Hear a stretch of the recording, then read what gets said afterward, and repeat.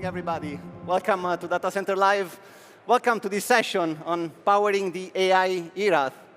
My name is Vittorio Pierangeli. I head the power generation business at Rolls-Royce. Very happy, proud to be here with you today. A lot of new faces from the industry, but also very well-known faces. This is somehow a small community that keeps growing over time. Let me start my presentation from today. Who of you knows this picture? Have you ever seen this picture? Raise your hand if you know this guy. No? New face? Is Edmond Bellamy. This was actually the first AI-generated picture in 2018, sold for $430,000 at Christie's auction. This painting was generated using 15,000 real portraits, 5 to 7 gigabytes of data. Fast forward to today, AI models are available to anybody. We can all create pictures on demand. We have 43 million pictures generated every day via AI. And these AI models are trained with millions of gigabytes, hundreds of thousands more gigabytes than what the painting of Bellamy was trained on in 2018. So we're clearly seeing an exponential increase in the use of data, exponential increase in the demand for power. So how does the world of AI, of power in the era of AI looks like? Let me start with some very high-level statement, and then we will deep dive these topics during the course of the presentation. First, we see overall power demand increasing, driven by electrification and AI growth. We see geopolitical issues and global wars increasing the need for energy security and energy independence, which is triggering investments on a global scale. Conventional coal-fired power plants are getting decommissioned, while generation from renewable energy increases. Sustainability matters, but renewable energy generation is intermittent, right? Needs stabilization. Load profiles, on the other side, the uptake of the energy becomes increasingly more volatile due to the spikes of demand from mobility, electric vehicles, as well as AI data centers. So we see, on one side, more volatile generation, but we also see more volatile demand, which creates instability in the grid, right? And this causes blackouts, interruptions, microcuts increase. Decentralized energy solutions and additional baseload generation is therefore required to satisfy the energy needs in the current world. Let me quickly summarize data center architecture. A lot of you know this better than I do. Data center architecture consists of IT equipment, servers, storage, network gear, power and cooling, as well as connectivity and security, right? You have cybersecurity, you have physical security, restricted access, fire suppression. This is the architecture of a data center. And if you look at the CapEx, what is the spend of a data center? You would see 86% of data center CapEx come from IT infrastructure, approximately 4% from engineering, labor, planning, and only 10% come from physical infrastructure, power and cooling. Right? If you look at the breakdown of that 10%, approximately 40% of that 10%, so 4% of the total CapEx in a data center, comes from power generation, backup generators, UPS systems. Approximately 2% of total CapEx from power distribution, and the remaining 3%, 4% from thermal management. So overall, the spend in a data center CapEx for physical infrastructure is quite small, only 4% for power. But why do we then open a data center conference with a speech on power? Because power is the main bottleneck today for realization of data center infrastructure. Typical construction time frame for a data center, 18 to 24 months. But the big bottleneck here is the availability of power infrastructure. We are seeing the lead times to get grid connection in several jurisdictions globally increasing to 5 to 7 years. In many regions, there is no availability of grid power until 2031, 2032. And so this is becoming a key bottleneck for operators, data center operators, to continue on their development plans. This is why we're going to talk about power today. What are the drivers for demand increase in the world of power? We are seeing, first of all, the first signs of AI monetization. So So finally, the gap between AI investments and AI revenues is gradually narrowing.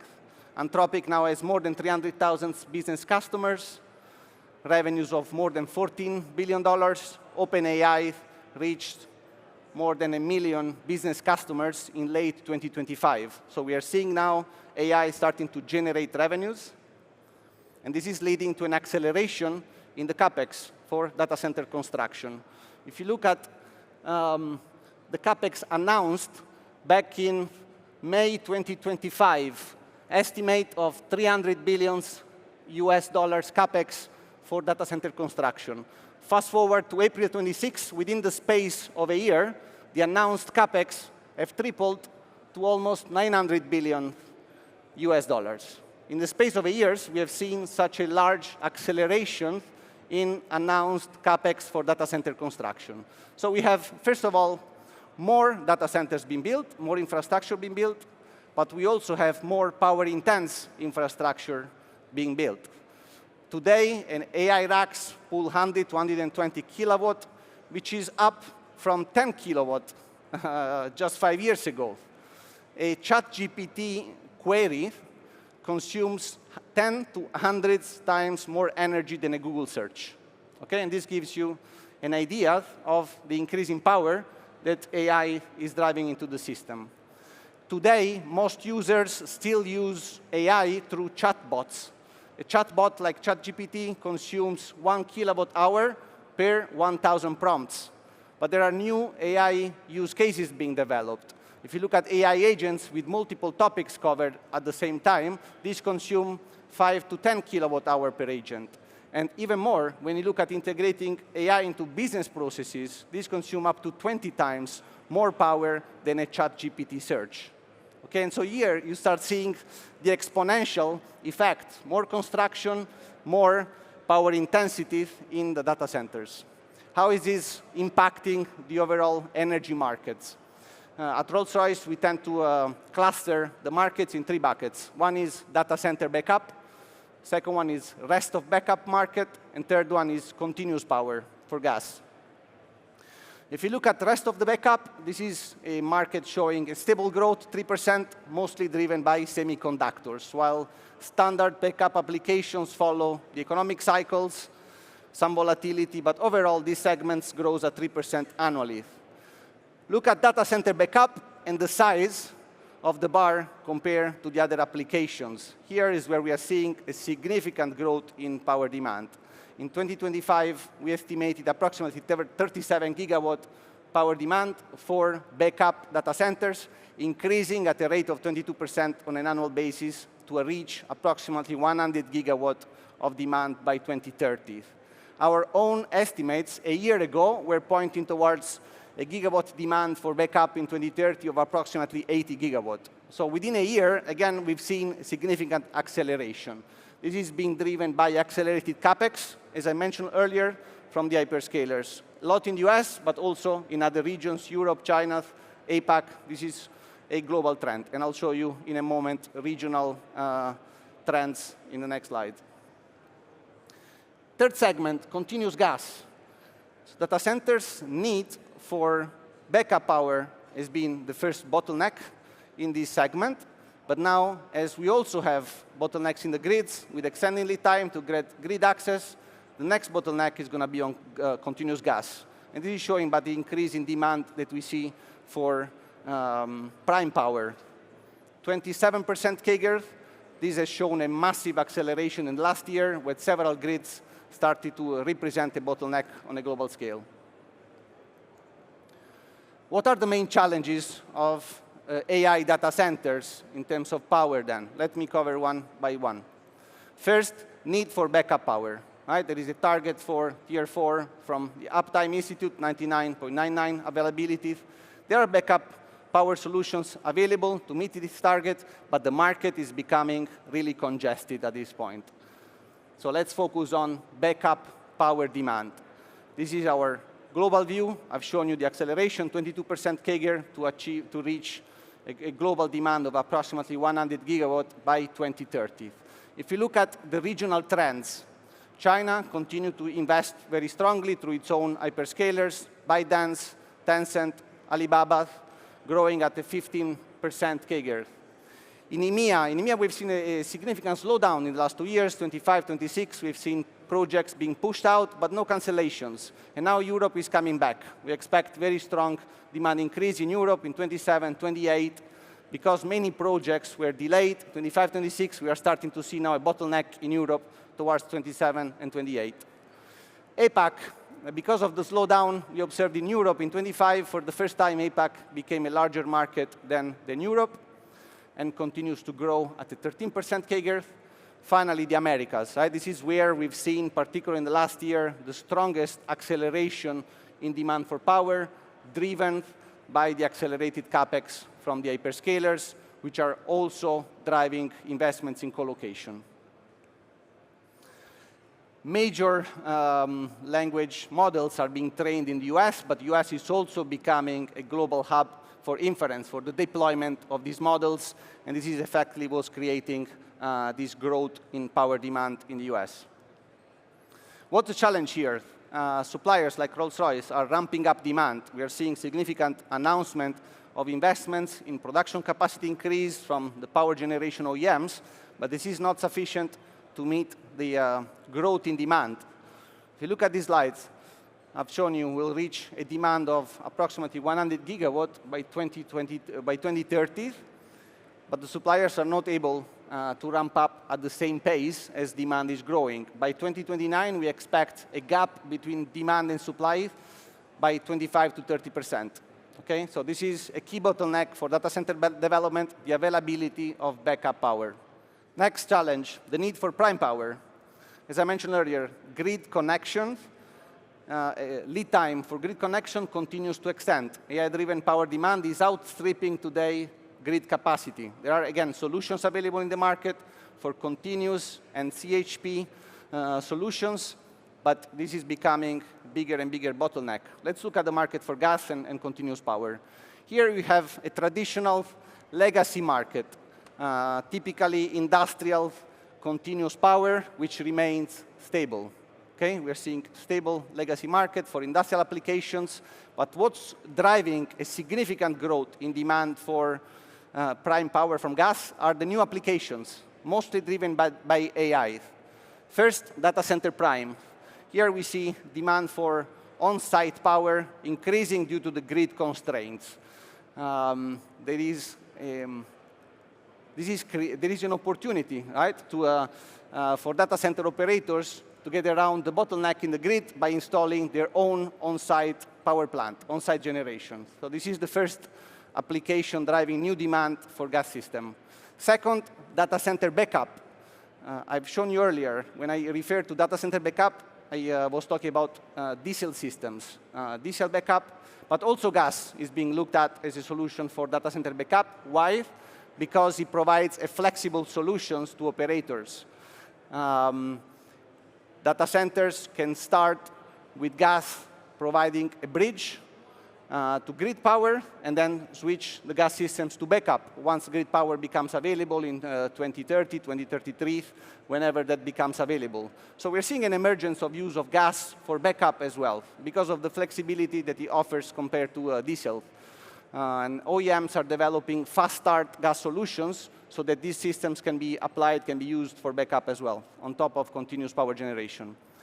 Finally, last application, front-of-the-meter power plants. With increasing renewables, grid requires stabilization. And so several projects ongoing to bring new base load generation to support the grid and support this new increase in demand. Overall, these three new applications, data center, prime, on-site generation with gas, data center backup, front-of-the-meter power plants, these are driving the growth in the gas market, but more than 20% on an annual basis. This slide is interesting because it helps to understand where we are seeing constraints, bottlenecks in the systems. If you look at the size of power generation equipment versus the lead times, we can conclude larger assets come with higher lead times. Typically, the large, heavy frame gas turbines that are used to power the grid have lead times of 50 to 60 months, right? This is 5 years plus to get new large gas turbines to support the grid. And so operators are gradually switching from grid, looking for solutions in this decentralized energy, aeroderivative gas turbines, light frame industrial gas turbines, recips, fuel cells. These are the options available in the market to bridge the time until grid power becomes available. I have here an example from the US. There is more than 50 gigawatt planned grid connections to data centers in the US until 2030. However, this is less than half what actually the system would need. This is our scenario from 2025. We are updating the assessment. The gap between available grid power and demand this year is going to be more than 70, 80 gigawatt. Right? So every year we continue to see acceleration. Once we're going to update these slides, we're going to show a gap by probably 80 to 100 gigawatt between available power and demand. How is this gap going to be filled? Today, two technologies are mostly addressing this gap in demand. One is gas turbines. The second one is recip engines. And we are expecting these two technologies, small gas turbines, recips, to share this market to provide power until grid is available and able to supply. Different features between gas power generation equipment. Closed cycle gas turbines come with the best efficiencies, more than 65%. They're excellent for steady base load, but they have high startup time, not very flexible, cannot be used for backup, for example, and they have limited partial load capabilities. Open cycle gas turbines, they have low footprint, they can be used for mobile application, but obviously they achieve a lower efficiency compared to closed cycle turbines, 35 to 40%. Open cycle gas turbines also struggle with partial load capabilities. We have then medium speed engines and high speed engines, which are supporting to fill the gap in the market. Medium speed engines come with high electrical efficiencies, up to 51%, lower operating costs, but high commissioning costs and limited transient load capabilities. And finally, you have the high speed engines, which are partial load champions, provide flexibility, provide a good compromise between efficiency and flexibility. I have here a case study. Here we assessed behind the meter power plant, 100 megawatt data center, comparing three technologies: high-speed engines, medium-speed engines, gas turbines. In this case, to supply the 100 megawatt to the data center, high-speed engines would need 40 units, plus 6 for redundancy, 2.5 megawatt each unit. Medium-speed engine, 5 units, 20 megawatt each, plus 2 units for redundancy. Gas turbines, 4 gas turbines, 30 megawatts each, plus 1 for redundancy. And you see difference in CapEx, 160 million CapEx for high-speed engines, 210 for medium speed, 240 for gas turbines. From a CapEx perspective, gas turbines comes more expensive than medium high-speed engines. On the OpEx side, medium speed engines are those with the lowest OpEx due to the high efficiency particularly and lower maintenance costs. Then comes high-speed engines, more or less in line with gas turbines. Timeline is very important because lead times for this equipment are increasing. Gas turbines have longer lead times compared to medium speed and high-speed engines. So we talked so far about the challenge of backup power, challenge of getting prime power for a data center. Third challenge that we see, variable loads. Load profiles in AI data centers are becoming increasingly more volatile. And here we need systems to manage these AI loads, providing power conditioning in interruptible power supply. If you look at the workload heat map of a data center, traditional data center workload operate asynchronously across the compute infrastructure. The load spikes in a traditional data center, as you can see, are largely smoothed out. If you look at an AI training data center on the other side, the workload heat map shows the GPUs operate synchronously with alternating computational heavy phases and communication heavy phases. And this obviously creates power spikes. These are power spikes, power peaks that needs to be managed. We look at the example of an AI data center load profile during a training period of 2 minutes. You see here the repeating training cycles. Within seconds, we have power swings of plus or minus 20 megawatt on a 50 megawatt block. Okay, this is a massive power swing, which can strain the power distribution units, can affect the upstream transformers, induce harmonics frequency, that can interfere with the broader utility grid. Okay, and so this is a significant new challenge and needs to be addressed. How to manage AI variable loads. We need solutions for absorbing the peaks, such as kinetic energy storage systems. So in summary, managing power for an AI data center, managing AI loads require the entire energy infrastructure, from backup power to prime power to flexibility. There are solutions available in the market, but these are becoming increasingly scarce because of the exponential growth in demand. Backup power, typically addressed to diesel systems. I'll show you how gas systems are being more frequently used now as well for backup, and dynamic UPS systems. Prime power, nowadays typically addressed either from the grid, but due to the bottleneck, as I've shown you, with decentralized energy solutions, gas generator sets or gas turbines, and in the future, SMRs, small modular reactors, advanced modular reactors are being increasingly looked at by operators as a solution to power a data center. And then finally, flexibility, how to manage AI loads, and the spike profiles, kinetic energy storage, battery energy storage are a solution available in the market. I think I'm a bit over time. We had some technical issues, so I'll not go into too much details on case studies. We have case studies on the application of gas-fired power plants to support data center applications, diesel systems backup. I brought here the example of Eco Data Center in Sweden, as well as dynamic UPS solutions available to support AI variable loads, to manage AI loads. So what next? What next for power in this AI era? Developments are never stopping. We're going to see micro data centers on every street corner. We're going to see underwater pods. We're going to see space-based computing. This is a space that continues to innovate. So I feel incredibly privileged to be a part of this space. Let's work together to find the right solutions to grow this industry in the future. Okay? Thank you very much. We can open the Q&A. I will invite on stage my colleague, Alexander Pat. Please, Alex, join me.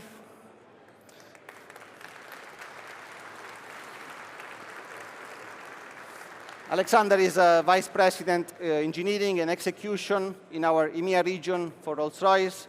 He knows about power in data centers more than I do, so please use Alex also after the speech. You can approach me or Alex, and we will continue the discussion during the day. Let's start with the Q&A. Questions, comments? So, not quite sure if that came over loud. I tried to reread it. But the question was, how do we plan for the increased efficiency in chips? So if we see the efficiency in computing, how do we plan for that? Especially as a background from the investor side, so that we see, how can we flatten out the invest? Well, may you take or me take or? Alex, I'm still struggling to hear you from here. I see the efficiency. I don't know if the microphone. The efficiency is maybe not scaling as fast as. But the microphone is not. We struggle to hear the microphone. It's good here, but we don't hear it up there. Oh, it's me from here. You can hear from there. Yeah, we just need to go down. So maybe I need to come down. Yeah. So the setup is a bit, but we're flexible, right? No, I would see the increase in efficiency is really multiplying on the one hand side, but on the other hand side, the usage is ramping up. What Vittorio said, we see right now, only right now, that people make money out of AI, right? So looking back 20 years, we had like, I don't know, 5K, 8K, 5G, all of the times, starting with 3G, when the people were investing, no one was really using it. When people started using it in the broader mass, like we are 8 billion meanwhile on the planet, if they start using it, it was like always going exponentially. So there is a much more exponential growth in the power demand if the people start using it, which we see right now. So the efficiency will help a bit, but I'm not sure that the efficiency will completely flatten the demand, right? So it's maybe helping, I don't know, I would give a guess like 20%, 1/5, but then there's still like 80% which we need to cover somehow. Thank you. Thank you. My name is Harry Kaitoma. I'm with Exponent, and I saw a slide on supply and demand of gas turbines, and I was surprised to see that the demand and the supply are actually close to one another for the next 5 years, and that appears not to be consistent with what you read. And so, could you elaborate on the supply and demand, and specifically the point that the supply right now is actually close to what the demand is? Okay, I think you were referring to this slide here. So this refers to backup systems. It was not for gas turbines, diesel backup systems. So what we've seen overall, demand accelerated significantly, right? You see here growing from 28 gigawatt in 24 to 89 gigawatt, but the gap between supply and demand is increasing. Yes? For 25 is where we started to see first gaps coming up, and this is increasing. 27, 28, we see significant shortage of equipment available in the market to supply the available demand. Yeah?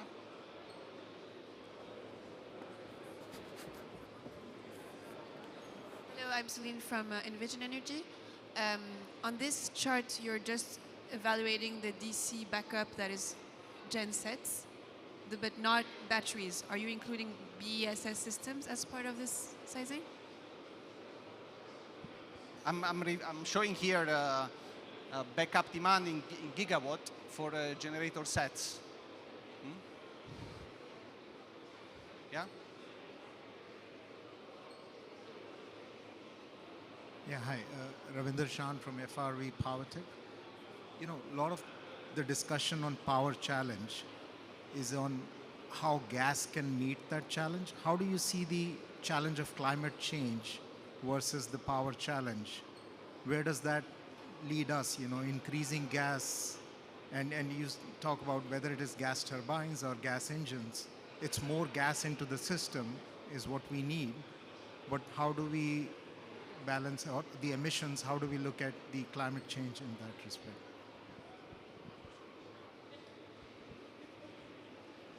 Okay, question was how do we address sustainability challenge, right? Where demand for power is increasing so fast.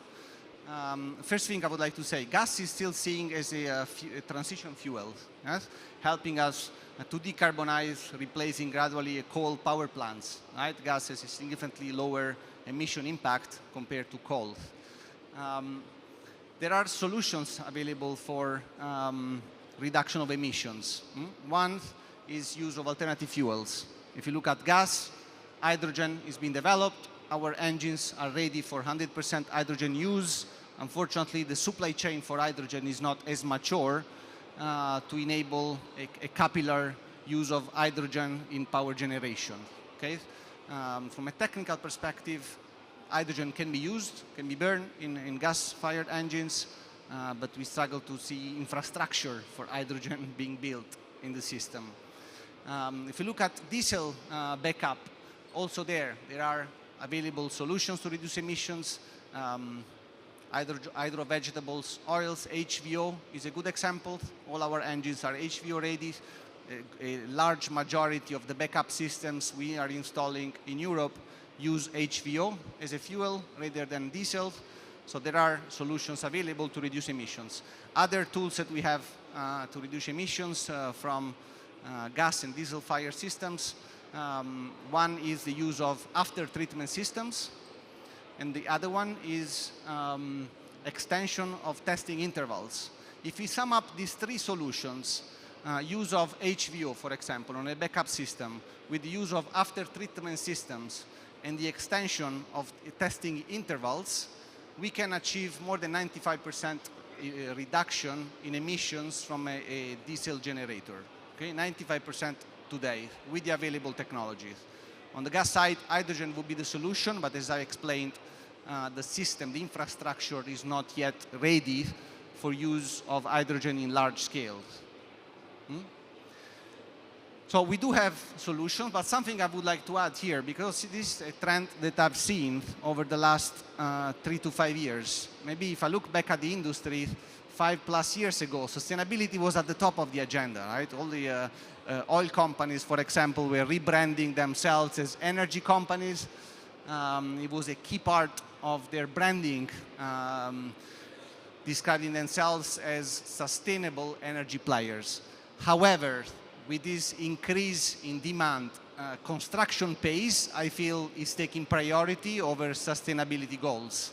With this increase in demand, I'm seeing more and more operators focusing on pace of construction rather than sustainability goals. Okay, I've seen sustainability losing priority in the overall agenda due to the need for acceleration of construction. Anything else you would like to add? Let me close. Okay, thanks a lot for attending the opening presentation. Again, I'll be here around with my colleague Alexander. Please approach us if you have more questions and would like to discuss more about this world of power. Okay, thank you very much.